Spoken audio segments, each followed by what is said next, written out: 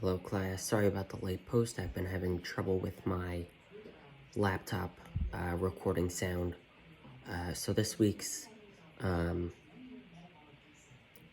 prompt was to research North Carolina's legislation on mandatory drug sentencing, and after you have researched North Carolina's legislation, find another state and do the same research and compare the two states. Are the systems too lenient, too strict? So I researched North Carolina's mandatory sentencing laws for drug trafficking, and what I came up with was 25 months, a minimum of 25 months, and I believe it went to 225. It's 25 months to 225 months in prison, and that depends on the drug type and the drug weight. So if it's, say, a lesser, say a Schedule 5 drug that's been possessed and trafficked illegally, you're probably looking at closer to 25 months, between 25 and 30 months.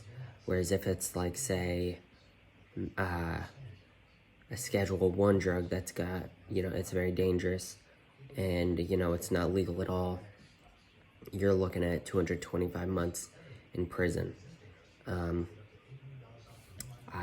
The state I looked up, now in North Carolina, I don't feel that this is too strict. I don't feel that it's too lenient. I feel that it's perfect. I don't think it should be any more, any less. I think that, if you do the crime, you got to do the time. And that's the perfect amount of time for a drug offense, for drug trafficking. The other state I looked up was New York, and their laws are a bit stricter.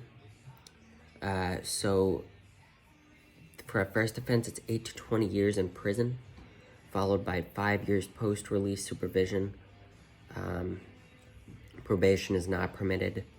An alternative sentence is not permitted. I think that might be a little bit too heavy.